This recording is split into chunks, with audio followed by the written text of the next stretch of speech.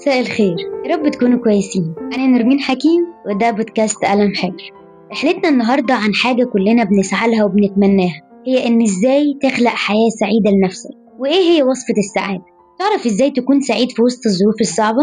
تخيل إنك تقدر تلخص السعادة بطريقة عملية وبسيطة جدا، حتى لو الدنيا بالنسبة لك مش ألطف حاجة. هقولك على سر مهم: السعادة مش حظ ومش مرتبطة بظروفك، السعادة قرار وخيار.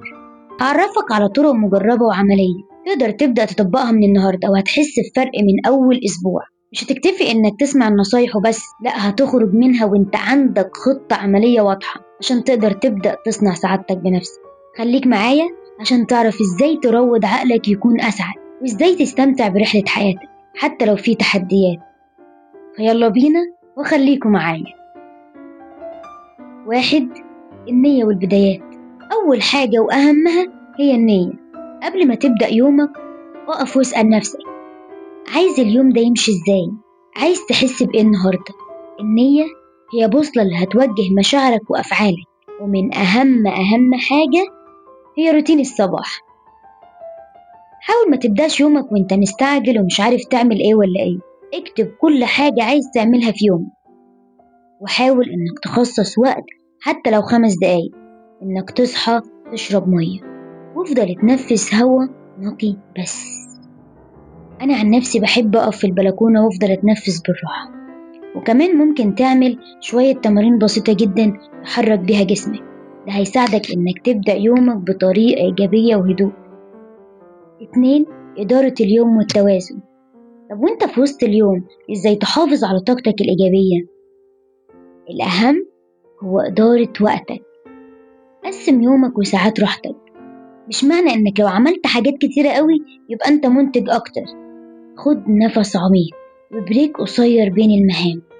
ممكن كمان تقف شوية عن اللي بتعمله، اتمشى، لان ده هيجدد طاقتك ويرجع لك تركيزك. وحاجة تانية جميلة قوي، انك تركز على الحاجات الإيجابية الصغيرة في يومك. عارف، ممكن تكتب 3 حاجات حلوة حصلت لك في آخر اليوم مهما كانت بسيطة. مثلا تكتب شكرا لوالدتك على الفطار الجميل، أو شكرا لزميلك في الشغل عشان ساعدك، أو شكرا لمراتك عشان بتتعب معاك ومع الولاد. التركيز ده هيعلم دماغك إنه يلاقي السعادة في أبسط الأمور. 3. الصلاة مهما اتكلم عليها مش هقولكوا قد ايه هي بتكون سبب سعادة في بداية اليوم. أنا حقيقي اليوم اللي ببدأ بيه بالصلاة بجد بحس أولا براحة رهيبة، وتاني حاجة بحس إن اليوم فيه بركة فعلا.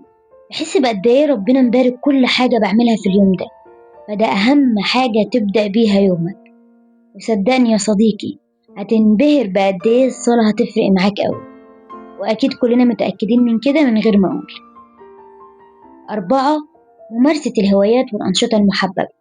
خصص وقت إنك تمارس الأنشطة اللي أنت بتحبها، سواء بقى قراءة، كتابة، رسم، طبخ، أو موسيقى. إنك تسمع موسيقى مبهجة أو هادية ده بيخليك سعيد، لأنها بتزود من إنتاج الدوبامين في الجسم، وده بيحسن المزاج جدا. 5. التركيز على اللحظة الحالية. حاول تمارس التأمل في دقائق يوميا، لأنها بتساعدك إنك تقلل التوتر، وكمان بتزود مشاعر السلام الداخلي من خلال إنك بتركز انتباهك على الحاضر اللي انت قاعد فيه دلوقتي، بدل القلق من المستقبل أو الماضي.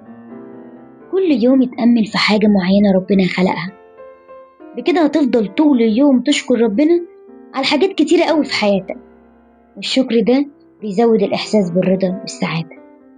6. السعادة قرار شخصي. الأبحاث بتشير إن 40% من سعادتنا بتكررها أفكارنا وأفعالنا، إنما 50% بتحددها الجينات الوراثية، و10% بس بتتأثر بالظروف الحياتية.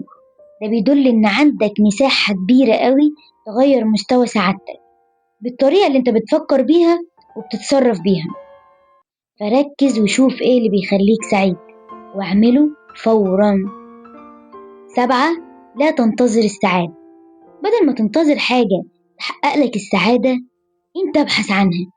ابحث عن معنى لحياتك، زي مثلا تستغل نقط القوة بتاعتك في أعمال مفيدة. السعادة الحقيقية بتتولد من جوه ومش مرتبطة دايما بتحقيق إنجازات خارجية عظيمة. وأنا عن نفسي أنا بحب الكتابة والقراية جدا، وبحسهم هما من نقاط القوة بتاعتي يعني. فقررت أعمل لكم البودكاست ده. دي من الحاجات اللي بتحسسني جدا بالسعادة، وحاسة بقد إيه أنا فخورة بنفسي. 8. تقبل المشاعر السلبية. افتكر إن المشاعر السلبية ده جزء طبيعي من الحياة، والسعادة الحقيقية مش معناه إنك ما تحسش بالحزن والقلق، بس إنك تتقبل المشاعر السلبية ده بيساعدك أكتر إنك تتخطاها بشكل كويس وما تأثرش عليه. لأننا كلنا للأسف من أقل حاجة سلبية بتعدي من جنبنا بتأثر علينا بشكل كبير جدا. فمن دلوقتي قرر إنك تتقبل المشاعر دي وما تستسلم لهاش. 9. تعزيز الروابط الاجتماعية. إنك تبني علاقة قوية بين عيلتك وأصحابك هي من أقوى عوامل السعادة. ممكن تخصص وقت إنك تتواصل مع الناس اللي بتحبها، واجتهد أكتر إنك تنشر الكلام الجميل والإيجابي في كلامك، لأن ده هيساعدك تزود سعادتك وسعادتهم معاك، لأن الناس محتاجة كلمة جميلة تفرق معاها. زي ما أنا بيفرق معايا رأيكم ورسائلكم اللي بتبعتوها لي بعد كل حلقة، وده حقيقي بيخليني عايزة أقدم لكم أكتر وبيسعدني أكتر وأكتر. وحابة أقول لكم شكرا جدا ليكم ولمحبتكم اللي دايما بتبسطني. 10. احذر مطاردة السعادة. وبعض الأوقات مطاردتك طول الوقت في السعي المفرط ورا السعادة بيسبب نتائج عكسية، وده هيزود عندك الشعور بالتوتر وخيبة الأمل لو ما تحققتش المشاعر اللي انت متوقعها. الأفضل إنك تبص للسعادة إنها رحلة مش هدف نهائي وخلاص كده. 11. إنهاء اليوم وخلق الأمل. آخر حاجة، اختم يومك بحب قبل ما تنام. اقفل تليفونك واقرا صفحتين من كتاب معين أو اسمع أغنية حلوة أو حتى اتكلم مع أهلك. ده هيخلي نومك هادي وعميق. وافتكر دايما إن الخيار ليك، انت الوحيد المسؤول إنك تصنع سعادتك حتى في الأيام اللي انت فيها مش مرتاح. حاول تلاقي ذرة أمل واحدة، لأن السعادة مش وجهة توصل لها وخلاص، لأ، هي رحلة وعادات بتبنيها يوم ورا يوم. وقول بكرة يوم جديد وفرصة جديدة تبدأ فيها من تاني وتصنع فرحتك بنفسك، لأن السعادة الحقيقية نابعة من جواك انت. اختار تشوف الحياة بنظرة إيجابية حتى في الأوقات الصعبة والظروف اللي بتجبرنا أن نتضايق ونقلق، فاختار إنك تكون سعيد.